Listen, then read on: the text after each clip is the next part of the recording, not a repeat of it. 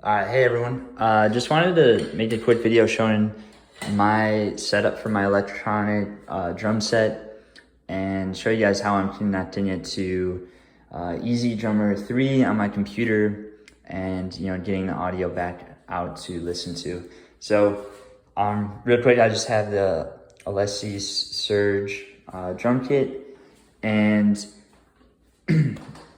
all the electronic drum kits have this drum brain or module, and I think nowadays like most of them have this MIDI to USB port. So on the back of the module there's a MIDI port, I'll just call it that, and you can get this cord that converts it to USB, and then just plug that in. I have an adapter because I have a MacBook. Get that in. Okay, so yeah, I'm using this adapter to convert it from USB to USB-C here. And once you have that connected up, you can come into EZDrummer3 or whatever software that you're using.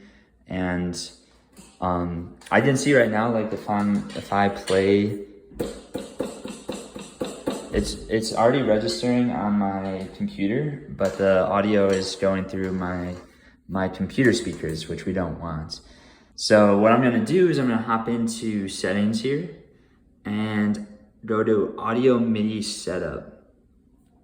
And once you open up this window, you're gonna see there should, under the active MIDI inputs, you should see your drum kit, or I have the Surge, but you might see Roland or something like that. It's obviously already checked for me, and that's why we were getting the sounds coming through the computer. The buffer size, I always flip this down to 64. So it defaults to 512 for some reason, but if you bring it down, it's gonna really reduce like the lag that you're experiencing from the MIDI triggering to getting the audio back out.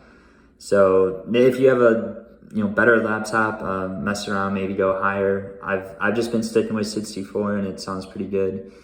All right, and then once you got that, the last thing to do is the audio. So you have a couple options. The first one is using a drum amp or any type of amp, I guess. I'm using this this drum amp, and there is a 1/4" cable that I'm running, and it converts to a 3.5 millimeter jack. And then I have another adapter. You gotta love MacBooks. This other adapter converts it to USB-C coming into the computer. So now when I go to the audio MIDI setup in this drop down, I can flip it to this USB-C 3.5 millimeter headphone jack. So this is now detecting, it should be detecting the amp. So if I play, there we go. We're now hearing it through the amplifier.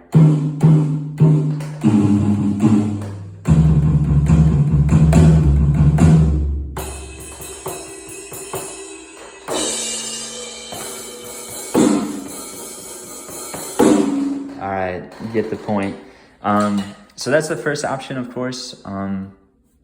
The second option for audio, if you're just playing by yourself and you wanna, not wake up the neighbors, whatever, you can use a pair of headphones. I just picked up a basic pair from Guitar Center, and I will plug this in to the same jack. So it's a 3.5 millimeter jack, using an adapter to the USB-C. When you switch it, for some reason you have to, I think it just requires you to reset it up because you broke the connection. So I'm gonna flip the samples back down to 64, and then change the audio output again to the 3.5 millimeter headphone jack. And then we should be good. I'll be sending the audio through to our headphones. If you're somebody who likes to play along with music, a lot of people, I'm sure that's most of you, but and you're using like Spotify or Apple Music, you can also, of course, play anything from your laptop. So you can play Spotify and jam along to a song.